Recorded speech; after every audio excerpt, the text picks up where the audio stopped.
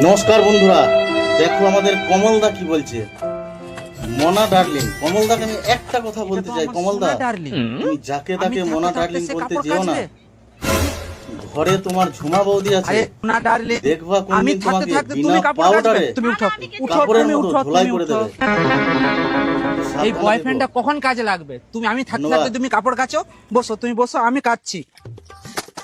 আরে আমি থাকতে থাকতে তুমি কাজলে কেমন হয় না? হ্যাঁ, লজ্জা করার কিছু নাই। এটা তোমার দাদার ঠাকুরপো। থাক থাক, তোমাকে কাচতে হবে না। আমি কিছু বলেছি?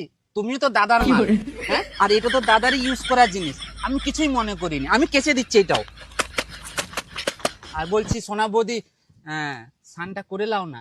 না না, আমি পরে চান করব। আমি সাবান লাগিয়ে দেবো ভালো করে। না না, আমি পরে চান করব। ঠিক আছে, তাহলে আমি এগুলো এখন ধুয়ে নিই, হ্যাঁ? তারপরে চান করবো একসাথে। বলছি সোনা ডার্লিং, তুমি কি একটা জিনিসই ইউজ করো? আরে সেটাও তো আমি ধুয়ে দিতাম, সেটাও তো আনতে পারতে।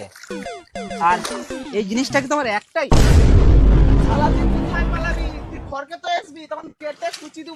বলছি দাদা, তুমি বৌদিকে খামাখাই গাল দিচ্ছ। বৌদির হাতে ব্যথা ছিল বলে আমি একটু লেগে ধুয়ে দিচ্ছিলাম এগুলোকে।